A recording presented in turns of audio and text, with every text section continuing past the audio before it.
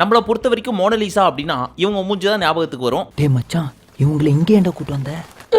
But இந்த போட்டோல இருக்கிறவங்களோட பேக் ஸ்டோரி எத்தனை பேருக்கு தெரியும்? உண்மையிலேயே இந்த மோனலிசா உண்மையா இல்ல ஜஸ்ட் வரைபடம் மட்டும் தானா அப்படிலாம் ரொம்ப டீடைலிங் பண்ணாம மோனலிசானா இந்த மூஞ்சி தான் அப்படின்னு ஃபிக்ஸ் பண்ணி வச்சிருப்போம். அது நேத்து. ஆனா இப்ப இந்தியால போய் மோனலிசா யாரு அப்படின்னு கேட்டா, ஓ நல்லா தெரியுமே மோனலிசா போஸ்லே அவங்க தானே அப்படின்னு சொல்ற அளவுக்கு மோனலிசான்னு ஒருத்தவங்க ட்ரெண்ட் ஆயிட்டு இருக்காங்க. நான் சொல்றது இன்னைக்கு அவங்க ட்ரெண்ட் ஆகுறாங்கன்னு நீ எப்படி சொல்ற அப்படின்னு கேட்டீங்கன்னா, ஜஸ்ட் 10 மினிட்ஸ்க்கு 1000 ஃபாலோவர்ஸ் இன்ஸ்டாகிராம்ல இன்க்ரீஸ் ஆயிட்டு இருக்காங்க. அதே 10 நிமிஷத்துல 10,000 பேர்கிட்ட இந்த மோனலிசா போஸ்லே அப்படின்ற பேரை டாக் பண்ணி Facebookல ராக்கெட் விடுறாங்க. இன்னொரு பக்கம் ட்விட்டர்ல போய் பார்த்தா அதே பேரை ஹேஷ்டேக்ல போட்டு வண்டி ஆரையில் விட்டுட்டு இருக்காங்க.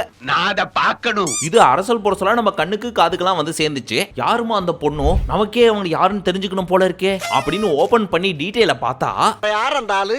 யாரு அந்த ஆளா? யாரா அவன்? யாரா அவனா? நீ ஏன்டா டென்ஷன் ஆற? கேட்ட சொல்ல வேண்டியதானே? இந்த பாப்பா எப்பயோலாம் ஃபேமஸ் ஆகல, ஜஸ்ட் 5-6 நாளைக்கு முன்னாடி தான் பயங்கரமா ஃபேமஸ் ஆயிருக்காங்க. வெறும் 5 நாள்ல 4 லட்சம் ஃபாலோவர்ஸ். அப்படி என்ன பண்றாங்கன்னு கேட்டீங்கன்னா, ஊசிமணி, பாசிமணி, இன்னும் ஒரு சில மாலைகள்லாம் விக்கிறாங்க. எது ஊசிமணி பாசிமணியா? அவங்களுக்கு 4 லட்சம் ஃபாலோவர்ஸா? புரியுதா? Door lock. என்னம்மா சொல்றே, என்ன சொல்றே அப்படின்னு தானே தெரியாதவங்க எல்லாம் கேக்குறீங்க. அதுக்கான ஃபுல் ஸ்டோரியை டீடைலா உங்களுக்கு சொல்றேன், பொறுமையா அமர கேளுங்க. வேலை சொல்லு. அதுக்கு முன்னாடி இத்தனை நாளா நம்ம மக்களுக்காக பிக் பாஸ் ரிவ்யூ பண்ணோம், அடுத்து என்ன பண்ண போறீங்க அப்படின்னு எத்தனையோ பேர் நம்ம இன்ஸ்டாகிராம்ல எல்லாம் கேட்டுட்டு இருந்தீங்க. கவலையப்படாதீங்க, உங்களை என்டர்டெயின் பண்ண வேண்டியது என்னோட பொறுப்பு. பிக் பாஸ் முடிஞ்சாலும் நம்மளோட வாய் ஓயாது. ஏதாவது ஒரு கண்டென்ட் ஓரத்துல கடந்தா கூட அதை எடுத்து தூசி தட்டி உங்களுக்காக ஃபன்னா டெலிவர் பண்ணி 4 வருஷமா சந்தோஷப்படுத்தின மாதிரி இந்த 5வது வருஷத்துலயும் சந்தோஷப்படுத்துவேன் என்று ஜெனி மேல சத்தியம் பண்ணி ஆரம்பிக்கலாங்களா? 10th ஸ்டேட் ஃபர்ஸ்ட் வருவேன்னு பாட்டி மேல சத்தியம் பண்ணேன். பாவம் பாட்டி. சரி, இந்த மோனலிசா அப்படின்றவங்க எப்படி ஃபேமஸ் ஆனாங்க அப்படின்னு கேட்டீங்கன்னா, உங்கள நிறைய பேருக்கு கும்பமேளா தெரிஞ்சிருக்கும். இது 12 வருஷத்துக்கு ஒரு முறை உத்தரப்பிரதேஷ்ல இருக்கிற பிரயாக்ராஜ் அப்படின்ற ஊர்ல பயங்கர கோலாகலமா நடக்கும். சரிங்க. இது 12 வருஷத்துக்கு ஒரு தடவை தான் நடக்கும் அப்படின்றதுனால இந்தியா மட்டும் இல்லாம வேர்ல்டு வைட் நிறைய மக்கள் இந்த கும்பமேளால கலந்துக்கிறதுக்காக வருவாங்க. அப்ராக்சிமேட்டா எத்தனை பேர் இருப்பாங்க அப்படின்னு கேட்டீங்கன்னா, சுமார் 400 மில்லியன் மக்கள். அதாவது 40 கோடி மக்கள். அப்ப யோசிச்சு பாருங்க எந்த அளவுக்கு கோலாகலமா இருக்கும் அப்படின்னு சொல்லி. சரி, இப்ப இதுல எப்படி மோனாலிசா வந்தாங்க அப்படின்னு கேட்டீங்கன்னா, நம்ம ஊருக்குள்ளே ஒரு சின்ன கோயில் திருவிழா நடக்குதுன்னு வச்சுப்போம். அப்படி ஒண்ணு நடக்குதுன்னா அங்க கண்டிப்பா கூட்டம் இருக்கும். கூட்டம் இருக்க இடத்துல குட்டி குட்டி கடை எல்லாம் போட்டிருப்பாங்க. பலூன் கடை, பொம்மை கடை, வடை, சுண்டல், ஊட்டி அப்பளம், மிளகா பஜ்ஜி இப்படின்னு குறைஞ்சது 50ல இருந்து 100 குட்டி குட்டி கடைகள்லாம் இருக்கும். இது மட்டும் இல்லாம சாமி கயிறு விக்கிறது, சாமி போட்டோ விக்கிறது, இன்ஸ்டன்டா உங்களுக்கு போட்டோ எடுத்து தருவோம்னு சொல்றது, இந்த மாதிரி மனிதர்களும் நடமாடிக்கிட்டே வியாபாரம் பண்ணுவாங்க. இது நேத்து இன்னைக்கு இல்ல, காலங்காலமா தொன்று தொட்டு நடக்கக்கூடிய ஒரு சம்பவம்.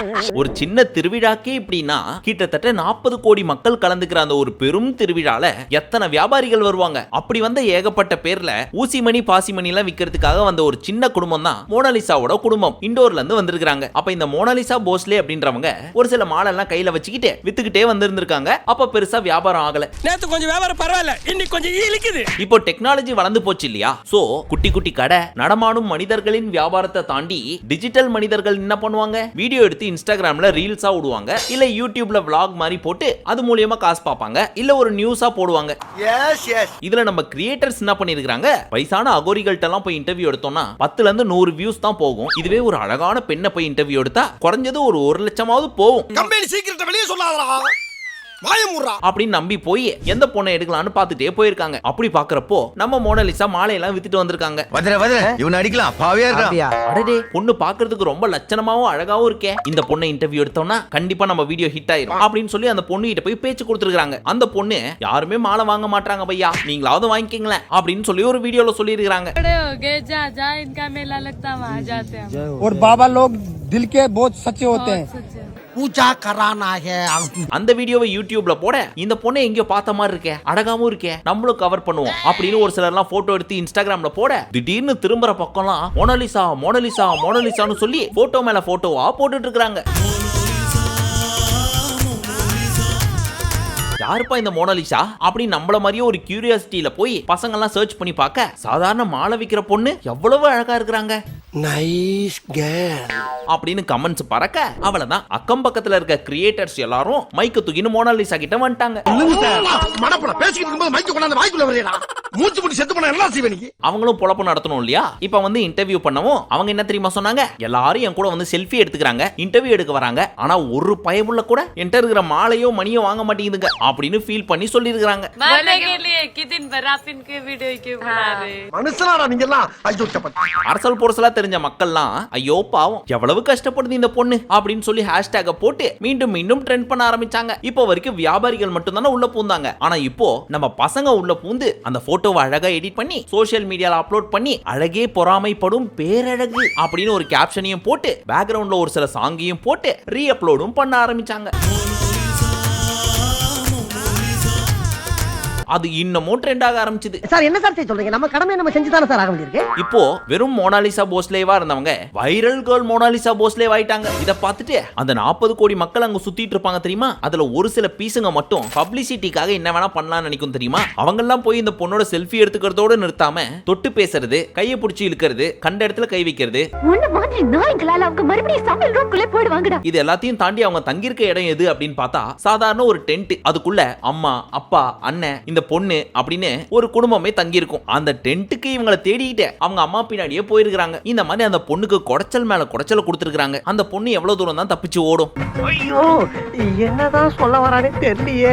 ஒரு பாயிண்ட்ல என்ன பண்ணிட்டாங்க, அவங்க சொந்தக்காரங்க அவங்களோட கம்யூனிட்டி ஆளுங்க எல்லாரும் சேர்ந்து அந்த பொண்ணை காப்பாத்தணும் அப்படின்னு சொல்லி தனியா கூப்பிட்டு போறப்போ ஒருத்த மட்டும் வீடியோ எடுக்கிறேன்னு சொல்லி க்ளோஸ் அப்ல எடுத்தான் பாருங்க. அந்த பொண்ணு எவ்வளவுதான் பொறுத்து போகும்? வந்துச்சு பாருங்க கோவம். நம்ம சிவகுமார் அங்கிளுக்கு வந்த மாதிரி உடனே அந்த போனை புடுங்கி பச்சக்குன்னு தூக்கி போட்டு கீழே உடச்சிச்சு.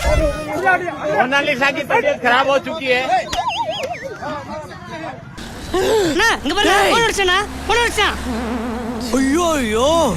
பின்ன காண்டாவுமா ஆவாதா? எல்லாமே ஒரு அளவுக்கு தானே. சரி செல்ஃபி எடுத்துட்டு போங்கடா அப்படின்னு விட்டா கண்ணா பின்னான்னு கை வைக்கிறது, புடிச்சு தள்ளுறது, கையை புடிச்சு இழுக்கிறது எல்லாம் பண்ணா அந்த பொண்ணு என்னதான் பண்ணும்? கான்ஸ்டபிள் இவனுக்கு எல்லாரையும் கூட்டி போய் இதெல்லாம் வேலைக்காகாது அப்படின்னு சொல்லி அந்த பொண்ணோட அப்பா என்ன பண்ணாரு, நீ ஊருக்கே போமா அப்படின்னு சொல்லி தன்னோட சேர்த்து ஊருக்கு கூட்டு போயிட்டாரு.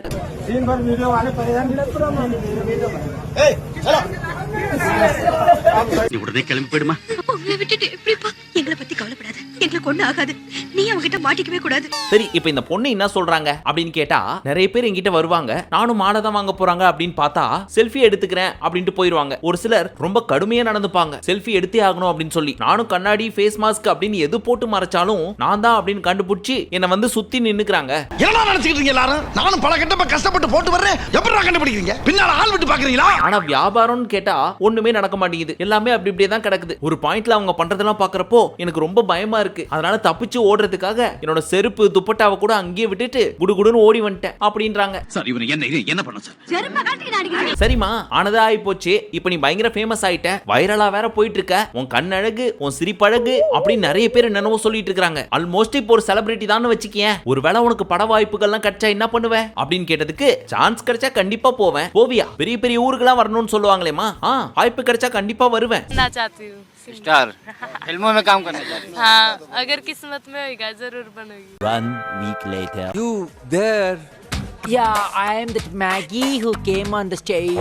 சரிமா ஒரு சிலர்லாம் சொல்றாங்க ஏற்கனவே நீ நிறைய சம்பாதிக்கிற அப்படின்னு சொல்லி. அதெல்லாம் உண்மையா அப்படின்னு கேட்டதுக்கு நான் நிறைய சம்பாதிக்கிறேனா? அப்படியா இருந்தா நான் எதுக்கு பிளாட்ஃபார்ம்ல நிக்க போறேன்? அதெல்லாம் போய். சரி அப்படி நீ சம்பாதிக்கிறனே வச்சுக்க, ஒரு மிகப்பெரிய செலிபிரிட்டி ஆகி பட வாய்ப்புகள்லாம் கிடைச்சி 10 கோடி ரூபாய் சம்பளம் வருது. ஏதோ பேசுறதுக்காக நான் பேசிட்டு இருக்காத. நேரத்தை கடத்தாத, நல்ல விவரமா பேசு. நான் முதல்ல வீடு கட்டணும், அது எனக்கு ரொம்ப பெரிய ஆசை. அதுக்கப்புறம் என்ன மாதிரி கஷ்டப்படுறவங்களுக்கு உதவணும், முக்கியமா என்ன மாதிரி கஷ்டப்படுறவங்களுக்கு. लोगों को क्या क्या तकलीफ होती है, किस चीज की प्रॉब्लम रहती है, एक गरीब को गरीब से ही पता चलता है. இந்த சின்ன வயசுலயே அந்த ஔவையாருடைய அறிவு. அது சரி இப்போ நீ ட்ரெண்டிங் கேர்ள் ஆயிட்டல்ல, இத பார்த்து சுத்தி இருக்கிறவங்க என்ன சொல்றாங்க? ஆடா அது ஏங்க கேக்குறீங்க? அவங்க எல்லாருக்கும் பொறாம, நம்ம கூட சுத்திட்டு இருந்தவ இவ்ளோ பெரிய ஆள் ஆயிட்டாளே அப்படின்னு சொல்லி. எப்ப கல்யாணம் அப்படின்னு கேட்க ஆரம்பிச்சிட்டாங்க. நான் எப்படிங்க கல்யாணம் பண்ணிக்கிறது? எனக்கு இப்பதான் வயசு 16 ஆகுது. நான் ரொம்ப சின்ன பொண்ணு தான். ஐயோ அந்த 16 டச் பண்ணாத தாயே, அது எங்க காதுல தேனா வந்து பாயுது. சரிமா சோஷியல் மீடியால இருக்கியா? இப்பதாங்க சோஷியல் மீடியால ஜாயின் பண்ணிருக்கேன். இதுதான் என் அக்கவுண்ட். தோ பாருங்க, இந்த அக்கவுண்ட்ல போய் என்ன ஃபாலோ பண்ணிக்கங்க. நிறைய பேர் என்னோட பேர்ல ஃபேக் அக்கவுண்ட வச்சு ஏமாத்துறாங்க, நம்பிராதீங்க. ஐயோ உன்னை யாராவது ஏமாத்த முடியுமாடி செல்ல குட்டி? சரி உனக்கு ஸ்டார் ஆகணும்னு ஆசை, அப்படி ஆகணும்னா படிக்க தெரியணுமேமா. நீ என்ன படிச்சிருக்க? நான் பெருசா ஒன்னும் படிக்கலைங்க. ஆனா ஸ்டார் ஆகிறதுக்கு படிக்கணும் அப்படின்னா படிக்கிறதுக்கு நான் ரெடி. படிக்காட்டியும் நீ மேலதான்டா.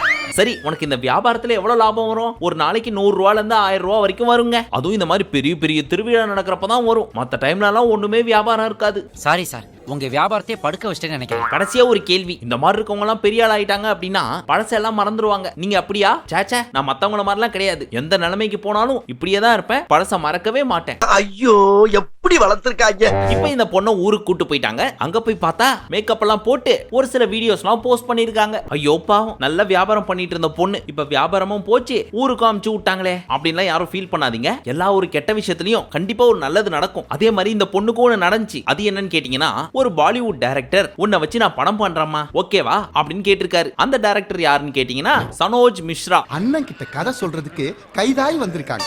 ஓ அவ்வளோ பெரிய தியாகிங்களா? இவர் ஒரு பாலிவுட் டைரக்டர். இதுக்கு முன்னாடி Kashi to Kashmir, Shashank, Srinagar, Ghaznavi, the diary of West Bengal அப்படின்ற மாதிரியான படம்லாம் எடுத்திருக்காரு. ஆமா, நீங்க பண்ண படத்துல ஒரு 3 படம் மட்டும் சரியா ஓடலையே சார்? அதுக்கு பல காரணங்கள், நான் இல்ல. நீங்க மொத்தம் எத்தனை படம் பண்ணிருக்கீங்க? இவர் இப்ப அபிஷியலா அனௌன்ஸ் பண்ணிருக்காரு, இந்த பொண்ணை வச்சு படம் பண்ண போறேன் அப்படின்னு சொல்லி. जैसे कि आपने कहा कि मोनालिसा का जो वायरल वीडियो है, तो मैंने उसको कैसे फिल्म के लिए ऑफर किया. டைட்டானிக் ரேஞ்சில ஒரு கதை வச்சிருக்கேன். இவரோட மோஸ்ட் ஆஃப் த மூவிஸ்லாம் பாத்தீங்கன்னு வச்சுங்க, பேஸ்ட் ஆன் த ட்ரூ ஸ்டோரியா தான் இருக்கும். சோ இந்த பொண்ணோட கதையை மையமா வச்சு எடுப்பாரோ என்னவோ, யாருக்கு தெரியும். எனிவே இந்த பொண்ணு இப்ப வேற லெவல்ல வைரல் ஆயிட்டாங்க. அதுக்கு அந்த vloggerக்கு தான் நன்றி சொல்லணும்.